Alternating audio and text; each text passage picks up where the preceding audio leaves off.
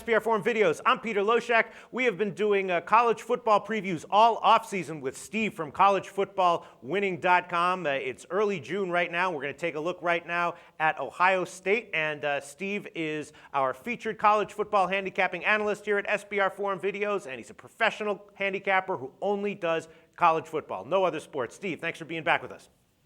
Thank you for having me back, Peter. Okay, Ohio State, early June at Pinnacle. Right now, I am seeing them at plus 712 to win the BCS Championship. Those are the third shortest odds in all of college football. Oregon has very comparable odds, and then Alabama significantly shorter odds. But Ohio State, that ranked number 3 right now to win the BCS Championship by Pinnacle, plus 712. So obviously that means Ohio State, legit top 5 team. Expectations are going to be sky high, through the roof. Ohio State, always kind of a public-backed team, especially when they are expected to have a good season on the field. What can you tell us about Ohio State's prospects this year for 2013?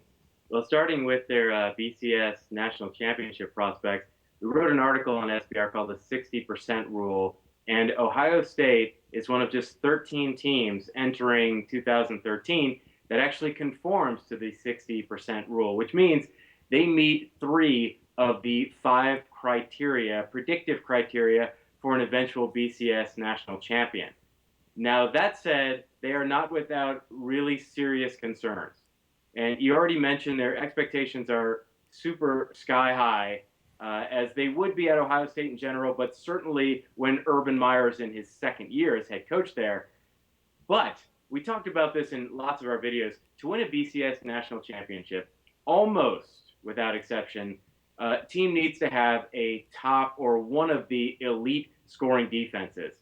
Last year, actually the last couple of years, Ohio State, though known for their defense, sort of historically, they have dropped off. So they went from 27th in scoring defense to 31st in scoring defense. So they're moving in the wrong direction right now. They need to get back into the top 10, and they have co-defensive coordinators, both capable guys, but it's very possible that they are sort of getting in each other's way, which might prevent them from getting into that top 10. Not only that, they have lost 6 members of their front 7 from 2012. They lost 8 of their top 12 tacklers, 3 of their top 4 tackles for a loss leaders. They lost their sack leader. They lost their leader in interceptions. So defensively, they have serious concerns, and that's not exactly Urban Meyer's forte. Another concern that we have for Ohio State is the quarterback play of Braxton Miller. No one will doubt that he is an amazing runner, but he is not an amazing passer.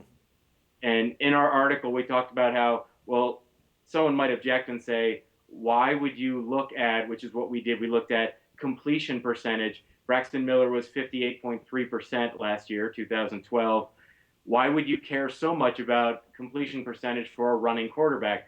Well, even running quarterbacks, when they win BCS national championships, we have a little chart there comparing Braxton Miller of 2012 to great running quarterbacks, Cam Newton, Tim Tebow, Vince Young. Not one of those guys, when they won a BCS national championship, was less than 64.4% in completion percentage, which the year that they won the national championship, which means Braxton Miller has a long way to go before he can get to that 64.4% percentage. And we also compared him, even though he's nothing like this quarterback, we compared him to Matt Flynn of LSU only because Matt Flynn was the only quarterback in the last 10 years to win a BCS national championship who completed less than 60.9% of his passes.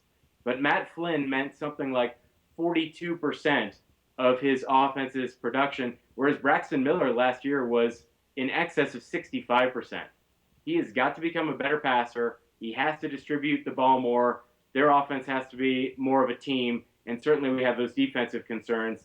So even though they conform to that 60% rule that we have, given the short odds, as you mentioned, they have defensive concerns. Braxton Miller has to make a significant improvement this year. We think this is not a very valuable, not a wise BCS futures bet. Now, when it comes to Ohio State against the spread, they were 7-5 last year. That's a little better than 58% against the spread. But significantly, all 5 of their ATS losses were when they were double-digit favorites.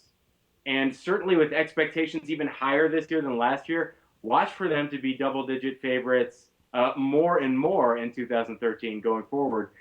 And just for anyone who wants to know the sort of score for them, they were 2-5 against the spread last year as double-digit favorites. So really, I would avoid placing a bet on Ohio State when they're double-digit favorites in 2013. All right. Well, then, if they have all these issues, which you mentioned, which is all the losses on defense and a quarterback who is we've seen this before. One of these quarterbacks who's very flashy and impressive when running, but has some issues with completion percentages. Why then are their odds so short to win the BCS? Why are they ranked number 3 by Pinnacle?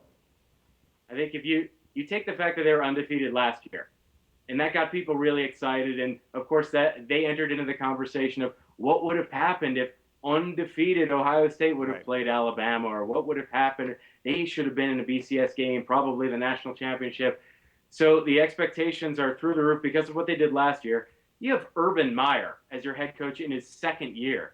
Given his success, given that he's won 2 national championships, and now he's at a place where he wants to be more than any other, and you have this exciting quarterback in Braxton Miller who finished 5th in the Heisman race, all of that leads to serious hype. And of course, if I'm an odds maker, I'm putting Ohio State number 2 or number 3 as favorites to win the BCS National Championship. All right. Well, who's going to be the replacements for Ohio State on defense? I mean, maybe the replacements are going to come in and be even better than the guys they lost. I think that is possible. And I think quite literally Ohio State is counting on that. Mm-hmm. And if that doesn't happen, if that is not the case, even if they just filled in where they were last year, they'd be 31st in scoring defense. That's not going to get it done. That's not going to win a BCS National Championship. And I have to mention their schedule.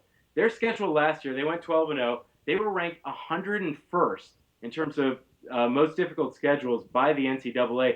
This year, 2013, the NCAA considers their schedule 105th most challenging.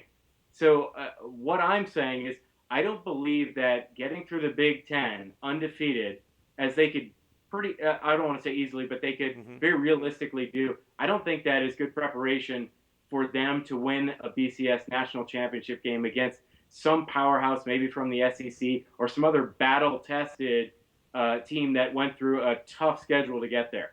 All right, so it seems like, I don't want to put words in your mouth, but it seems like as we sit here right now, first week of June, that you would expect Ohio State to be more likely to be less than 500 against the spread at the end of the year than over 500 against the spread.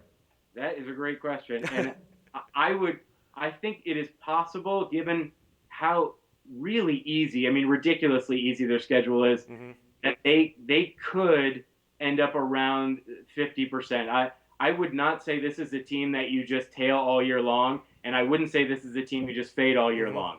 All right, great analysis and insight, Steve, from collegefootballwinning.com. Great things to think about and watch for in Ohio State's upcoming 2013 season. Appreciate it. Thanks.